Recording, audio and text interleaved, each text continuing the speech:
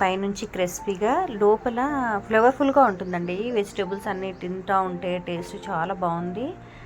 ఇక్కడ చూపిస్తున్న విధంగా అన్ని వెజిటేబుల్స్ కట్ చేసేసుకోవాలండి. కట్ చేసుకున్న తర్వాత మరో పక్కన కడాయిలో ఆయిల్ వేసుకోవాలి. అల్లం ఎల్లిపాయలు కట్ చేసుకునే వేసుకున్నానండి. పచ్చిమిరపకాయలు, ఆనియన్ ఇవన్నీ వెజిటేబుల్స్ దాంట్లో వేసుకోవాలండి. సాల్ట్ కూడా వేసుకుని మంచిగా ఫ్రై చేసుకోవాలన్నమాట. దాంట్లో మిరియాల పొడి, chilli flakes, soya sauce, vinegar, green chilli ఉంటుంది కదండి, సాస్ వేసుకున్నాను అనమాట. అన్నిటికీ కలిపి మంచిగా ఫ్రై చేసుకున్నాక కొత్తిమీర వేసుకొని స్టవ్ ఆఫ్ చేసుకోవాలన్నమాట. మరో పక్కన కార్న్ఫ్లవర్, మైదా, వాటర్ వేసి కలిపేసుకోవాలండి. ఇలా మన దోశ ప్యాన్లో వేసుకోవాలన్నమాట. లైట్గా ఫ్రై చేసుకోవాలండి, ఎక్కువ ఫ్రై చేసుకోవద్దు. ఇప్పుడు మనం స్టఫింగ్ చేసుకోవాలండి. సైజు మీకు పెద్దగా చిన్నగా ఎలా కావాలి అనుకుంటే అలా తీసుకోవచ్చు.